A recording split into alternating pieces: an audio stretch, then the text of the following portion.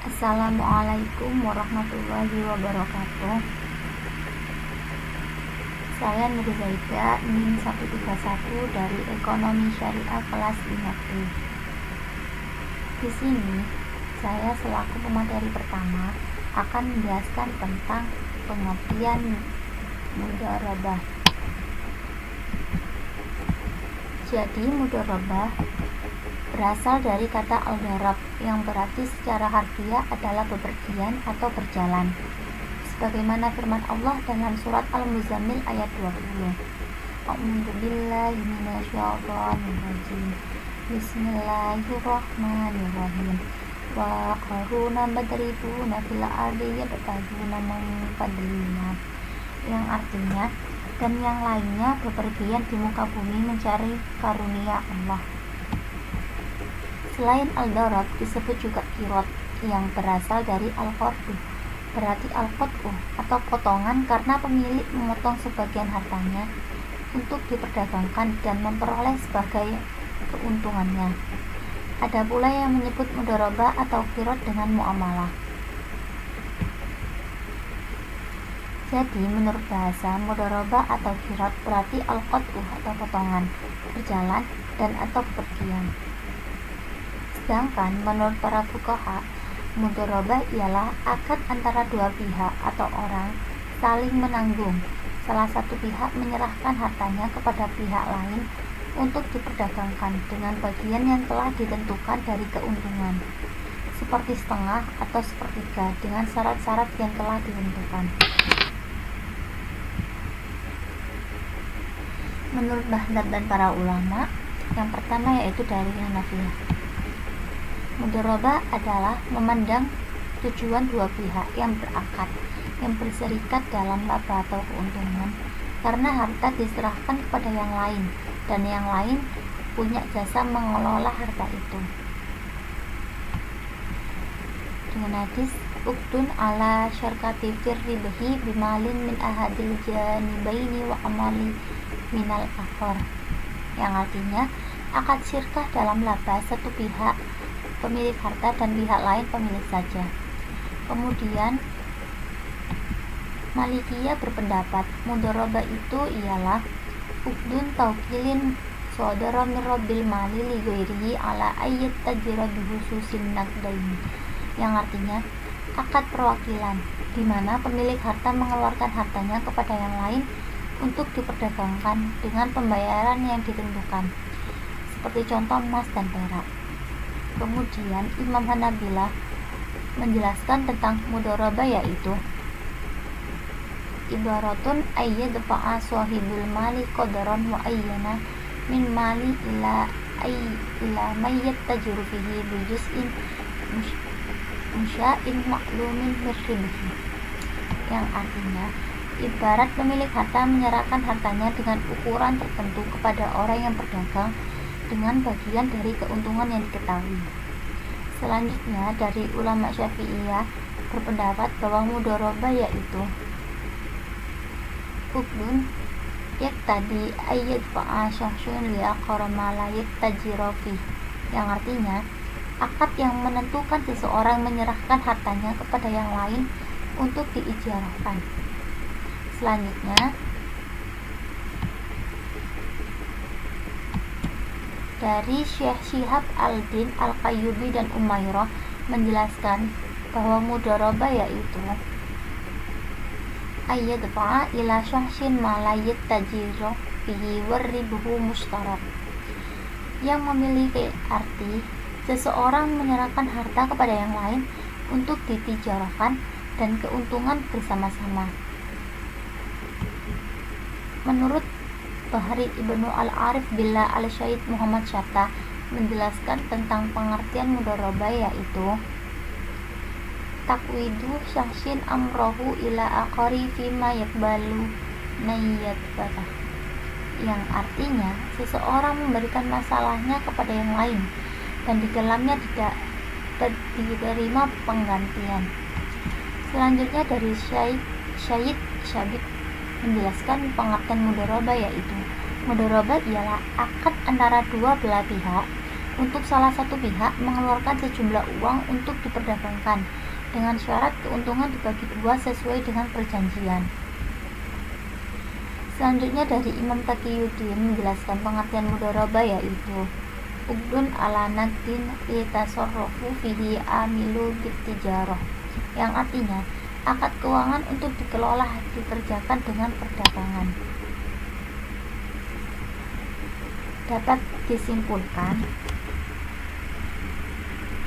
bahwa yang dimaksud mudharabah atau qirab ialah akad antara dua pihak, pihak pertama sebagai pemilik modal dan pihak yang lain sebagai pelaksana modal atau seseorang yang ahli dalam berdagang untuk mengoperasionalkan modal tersebut dalam usaha-usaha produktif, dan keuntungan dari usaha tersebut dibagi dua sesuai dengan kesepakatan.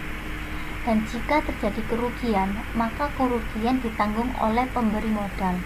Sedangkan bagi pihak pelaksana modal, kerugiannya adalah dia kehilangan waktu, pikiran, dan jerih payah yang telah dicurahkan serta manajerial. Sekian presentasi dari saya. Selanjutnya akan dilanjutkan oleh pemateri kedua. Terima kasih. Baik, di sini saya Fauzia Lidiasari, NIM 201 akan menjelaskan tentang jenis-jenis mudharabah.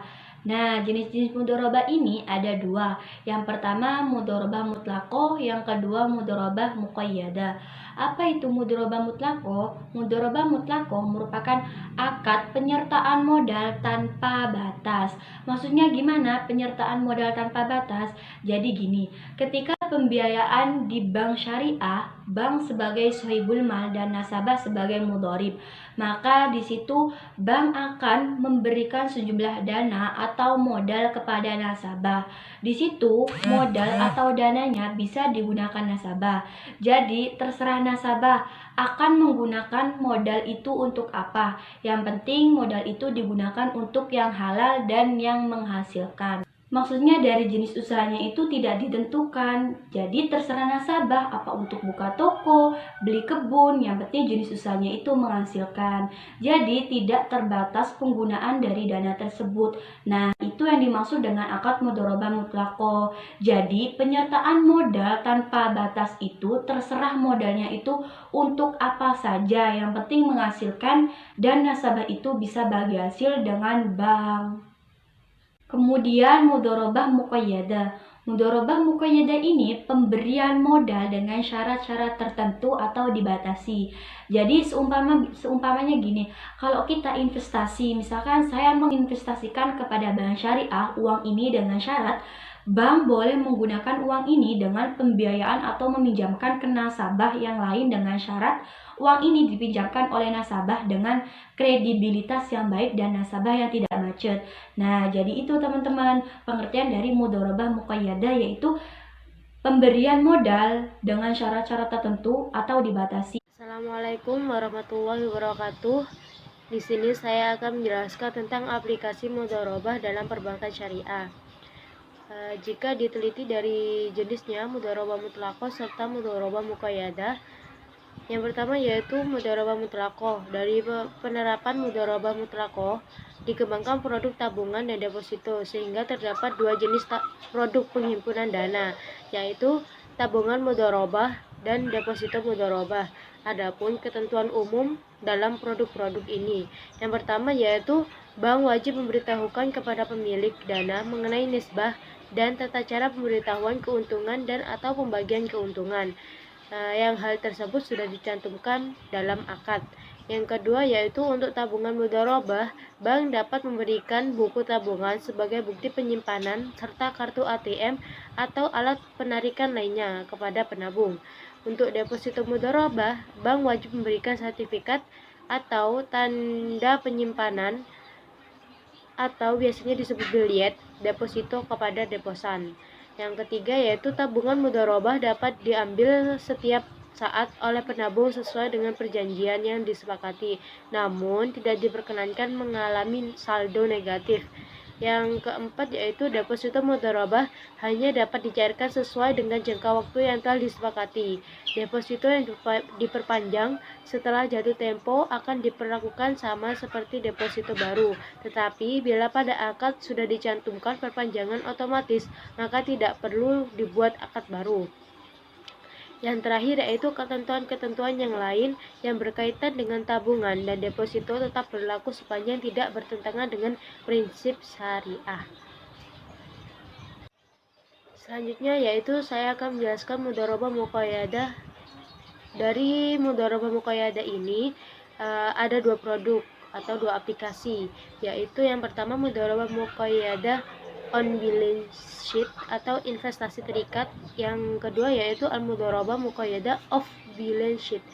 Yang pertama yaitu mudharabah muqayyadah on balance sheet atau investasi terikat, yaitu pemilik dana atau sohibul mal membatasi atau memberi syarat kepada mudharib dalam pengelolaan dana, seperti misalnya hanya melakukan mudharabah dalam bidang tertentu, cara, waktu, dan tempat tertentu saja. Jenis mudharabah ini merupakan simpanan khusus restricted investment, di mana pemilik dana dapat menetapkan syarat-syarat tertentu yang harus dipatuhi oleh bank. Misalnya disyaratkan digunakan untuk bisnis tertentu atau disyaratkan digunakan untuk nasabah tertentu. Yang kedua yaitu al-mudharabah muqayyadah off balance sheet. Mudharabah muqayyadah off balance sheet ini merupakan jenis mudharabah di mana penyaluran dana mudharabah langsung kepada pelaksana usahanya, di mana bank bertindak sebagai perantara yang mempertemukan antara pemilik dana dengan pelaksana usaha. Pemilik dana dapat menetapkan syarat-syarat tertentu yang harus dipatuhi oleh bank dalam mencari kegiatan usaha yang akan dibiayai oleh pelaksana usahanya. Mungkin cukup sampai di sini penjelasan dari saya. Syukron. Assalamualaikum warahmatullahi wabarakatuh. Saya Umi Rosida akan menjelaskan tentang manfaat mudharabah yang diterapkan di lembaga keuangan syariah. Manfaat mudharabah yang diterapkan dalam lembaga keuangan syariah. Yang pertama, bank atau lembaga keuangan syariah akan menikmati peningkatan bagi hasil pada saat keuntungan nasabah meningkat. Jadi, ketika keuntungan nasabah itu meningkat, secara otomatis peningkatan bagi hasil untuk bank atau lembaga keuangan syariah itu juga meningkat. Yang kedua, bank atau lembaga keuangan syariah tidak berkewajiban membayar bagi hasil kepada nasabah pendanaan secara tetap, tetapi nominal itu disesuaikan dengan pendapatan atau hasil usaha sehingga perusahaan tidak pernah mengalami negatif spirit. Nah, yang ketiga, pengembalian pokok pembiayaan sesuai dengan cash flow atau arus kas. Nah, arus kas ini arus kas dari usaha nasabah sehingga tidak memberatkan si nasabah tadi. Sehingga ketika nasabahnya itu mengalami arus kas yang menurun, pengembalian pokok pembiayaannya itu akan turun juga sesuai dengan arus kasnya tadi. Yang keempat, bank atau lembaga keuangan akan lebih selektif dan hati-hati mencari usaha yang benar-benar halal, aman, dan menguntungkan, karena keuntungan yang konkret dan benar-benar terjadi itulah yang akan dibagikan. Jadi bank akan benar-benar hati-hati banget untuk mencari usaha yang benar-benar akan memberikan keuntungan dan halal. Yang terakhir adalah prinsip bagi hasil. Dalam mudharabah ini berbeda dengan prinsip bunga. Bunga itu kan biasanya bunga bagi tetap di bank, di mana bank akan menagih penerima pembiayaan atau nasabah suatu jumlah bunga tetap berapapun keuntungan yang dihasilkan nasabah, sekalipun merugi atau terjadi krisis ekonomi. Nah, di sini bank syariah yang menetapkan prinsip mudharabah tidak akan menagih penerimaan pembiayaan itu secara tetap jumlahnya. Kalau misal ketika penerima pembiayaan itu mengalami krisis ekonomi, maka penarikannya itu akan diturunkan. Begitupun jika nasabah mengalami kenaikan atau laba yang banyak, jadi penarikannya itu juga akan ditingkatkan seperti itu. Jadi menyesuaikan nasabah, dan di sini nasabah tidak akan merasa dirugikan oleh bank yang menerapkan mudharabah.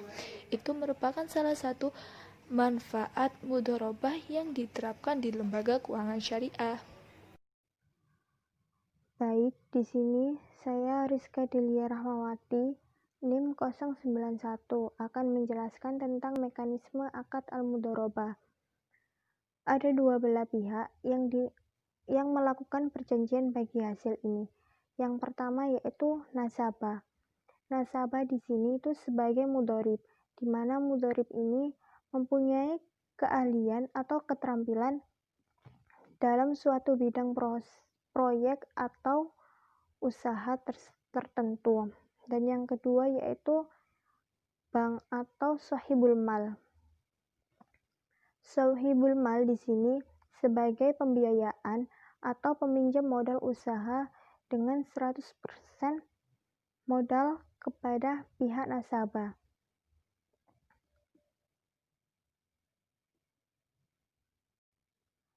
Kedua belah pihak ini melakukan perjanjian bagi hasil yang akan dilaksanakan oleh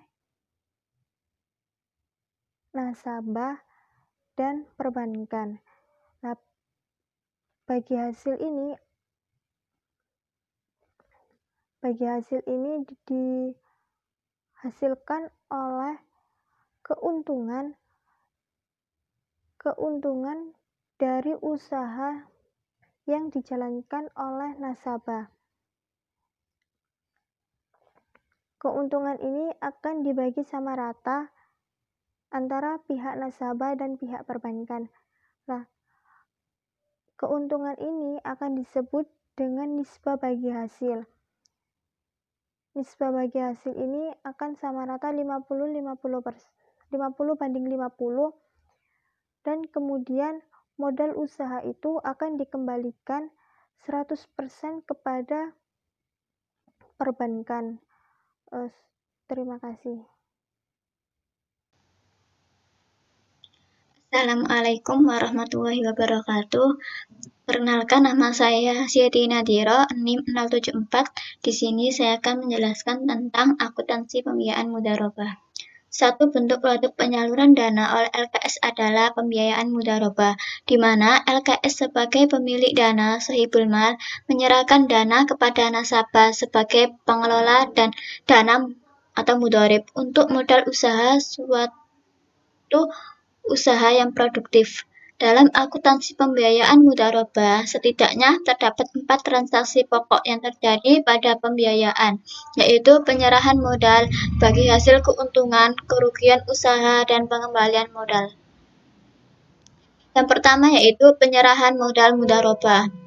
Dana mudharabah yang disalurkan oleh bank syariah kepada nasabah diakui sebagai jumlah kas yang dibayarkan. Pembiayaan mudharabah yang diberikan secara bertahap diakui pada setiap pembayaran. Contoh, pada tanggal 14 Agustus 2019, atas kesepakatan pembiayaan mudharabah, Bank Syariah Mandiri menyerahkan modal mudharabah pada Tuan Alex sebesar 250 juta untuk usaha konveksi dengan nisbah keuntungan 30% untuk pihak Bank Syariah dan 70% untuk pihak nasabah. Menggunakan metode profit sharing. Jangka waktu pengembalian modal selama 24 bulan dibayar di akhir akad, sedang pembayaran bagi hasil dilakukan setiap bulan. Jurnalnya yaitu pembiayaan mudharabah berada di debit sebesar 250 juta dan yang dikredit yaitu kas sebesar 250 juta. Yang kedua yaitu bagi hasil mudharabah. Bagi hasil pembiayaan mudharabah diakui berdasarkan laporan hasil usaha yang disampaikan nasabah sesuai dengan nisbah yang disepakati. Keuntungan pembiayaan mudharabah yang telah menjadi hak bank dan belum dibayarkan oleh nasabah diakui sebagai piutang bagi hasil. Contohnya, tanggal 14 September 2019, Bank Syariah Mandiri menerima laporan hasil usaha Tuan Alex sebagai berikut. Pendapatannya yaitu 75 juta, HPP-nya 50 juta, laba bruto 25 juta, bebannya 10 juta, laba netonya sebesar 15 juta. Berdasarkan laporan hasil usaha Bank Syariah Mandiri menerima pendapatan bagi hasil sebesar 4.500.000. Itu dari 30% dikali 15 juta. 15 juta ini dari laba neto. Yang 30% ini dari nisbah bagi hasil untuk bank syariahnya. Jurnal jika bagi hasil langsung dibayarkan, yaitu kas berada di debit sebesar 4.500.000 dan pendapatan bagi hasil mudharabah berada di kredit sebesar 4.500.000. Jurnal jika bagi hasil tidak langsung dibayarkan oleh nasabah, yaitu piutang bagi hasil mudharabah di debit sebesar 4.500.000 dan pendapatan bagi hasil mudharabah di kredit sebesar 4.500.000. Jurnal saat menerima pembayaran bagi hasil dari nasabah. Kas berada di debit sebesar 4.500.000 dan piutang bagi hasil mudharabah berada di kredit sebesar 4.500.000. 3. Kerugian mudharabah. Kerugian pembiayaan mudharabah yang terjadi selama masa akad diakui sebagai cadangan kerugian penurunan nilai pembiayaan mudharabah dan disajikan sebagai kontrak pendaftaran mudharabah, pembiayaan mudharabah. Contoh, pada tanggal 14 Oktober 2019, Don Alex menyampaikan laporan kepada Bank Syariah Mandiri bahwa usahanya mengalami kerugian sebesar 5 juta dan setelah dilakukan investigasi dinyatakan kerugian tersebut terjadi karena kondisi normal. Jurnalnya yaitu beban CKPN pembiayaan mudharabah berada di debit sebesar 5 juta dan CKPN pembiayaan mudharabah berada di kredit sebesar 5 juta. Yang keempat yaitu pengembalian modal mudharabah. Contoh, pada tanggal 14 Agustus 2020, Bank Syariah Mandiri menerima pengembalian modal mudharabah dari Tuan Alex sebesar 250 juta. Jurnalnya yaitu kas berada di debit sebesar 250 juta dan pembiayaan mudharabah berada di kredit sebesar 250 juta.